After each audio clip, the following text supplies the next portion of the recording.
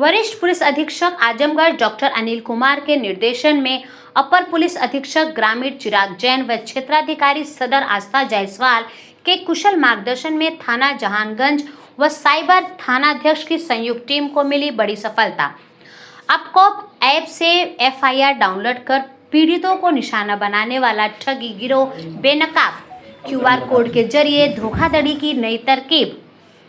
अंतर्राष्ट्रीय 2 अपराधी गिरफ्तार हुए हैं जिनके पास से 2 रियलमी मोबाइल, फर्जी पुलिस परिचय पत्र, 4 फर्जी आधार कार्ड व सिम कार्ड बरामद कर लिए गए हैं। आजमगढ़ पुलिस को आज एक बड़ी सफलता हाथ लगी। हमारी थाना जहानागंज की पुलिस एवं साइबर की संयुक्त टीम द्वारा एक टीकमगढ़ के गैंग का खुलासा किया गया है। इनके 2 अभियुक्तों को गिरफ्तार किया गया है।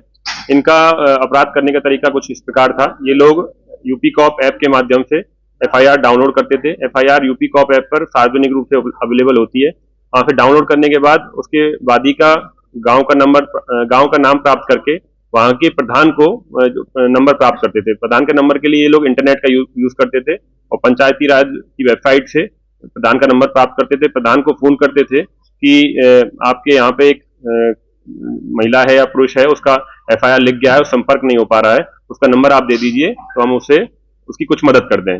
उसके बाद ये लोग प्रधान से उस वादी का नंबर प्राप्त करके वादी को पुलिस बनकर कॉल करते थे कि हम लोग फला थाने से दरोगा बोल रहे हैं और आपके केस में हम लोग कार्रवाई करा देंगे, अच्छी कार्रवाई करा देंगे, कुछ पैसे की व्यवस्था कर दीजिए, कुछ पैसा भेज दीजिए। और क्यूआर कोड के माध्यम से ये लोग पैसा मांगते थे, जिसमें ये लोग 2,000 रुपए से लेके और 20,000 रुपए तक, 25,000 रुपए तक की डिमांड करते थे।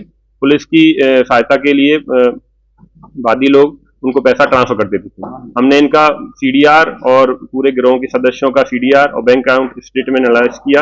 इसके आधार पे इनका लगभग 15 से 20 लाख का ट्रांजैक्शन होना पाया जा रहा है। इसके अलावा इनके मोबाइल से जब हमने प्राप्त किया तो उसमें 20 से 22 एफआईआर ऑलरेडी डाउनलोडेड थी, ये लोग जिनको शिकार बनाने का प्रयास कर रहे थे।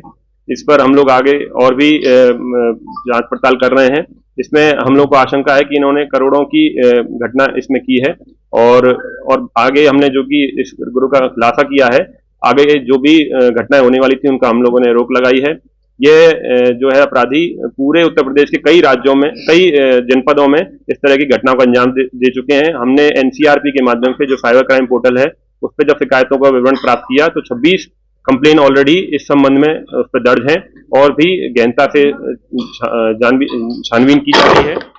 इनमें से हमको जो अब तक वर्तमान में मिली है उसमें कई जो वादी हैं वो बाराबंकी, गाजीपुर, आजमगढ़, हमीरपुर, बुलंदशहर, हापुड़, बिजनौर, अलीगढ़, कई जनपदों से इस तरह की घटनाएं हुई हैं। पूर्व में भी इस घटना के संबंध में साइबर टीम द्वारा कई बार जागरूकता करने का प्रयास किया गया। फिर से इसके माध्यम से ये प्रयास किया जा रहा है कि कोई भी इस व्यक्ति अगर पुलिस बन के आपको पैसे की डिमांड करे तो उसको तत्काल उसको एनसीआरपी पोर्टल के माध्यम से उसकी रिपोर्टिंग करें, जिसके द्वारा हमारे द्वारा उस गैंग को पकड़ा जा सकता है। सर, इस पूरे रिकवरी में इसके बाद से एक पुलिस इंस्पेक्टर का आई कार्ड भी बरामद हुआ है। क्या इसने फेक बनवाया था या किस तरीके से उसका इस्तेमाल किया था? जब इसको पकड़ा गया तो इसकी जेब से एक पुलिस आई कार्ड बरामद किया गया है। इसका पूछताछ में इसने बताया कि इस आई कार्ड का प्रयोग वह आदमियों को बताने के लिए कि मैं पुलिस का सही अधिकारी हूं, उसका फोटो दिखाता था और इस तरह से उसको गुमराह करता था और पैसे डिमांड करता था। तो सर, ये चूंकि मध्य प्रदेश से जुड़ा मामला है तो आजमगढ़ पुलिस ने इसको कैसे रिकवर किया, क्योंकि कितनी समस्याएं हुई होंगी? देखिए, हम लोग लगातार, चूंकि कई शिकायतें एनसीआरपी पर आ चुकी थी, हमारे जो है जहानागंज पर एक महिला के साथ इसने 22,000 का फ्रॉड किया था। हम उसके माध्यम से जिस नंबर से इन्होंने संपर्क किया था उसकी सीडीआर और जिस अकाउंट में पैसा भेजा गया था उस अकाउंट डिटेल को हमने जब पूरी तरह ट्रेस किया, लेयर बाय लेयर एनालाइज किया, तो हमको ये पता चला कि इनके गिरोह में इसी तरह से और भी जनपदों में वादियों को कॉल करके पैसे मांगने की घटना कारित की जा रही है।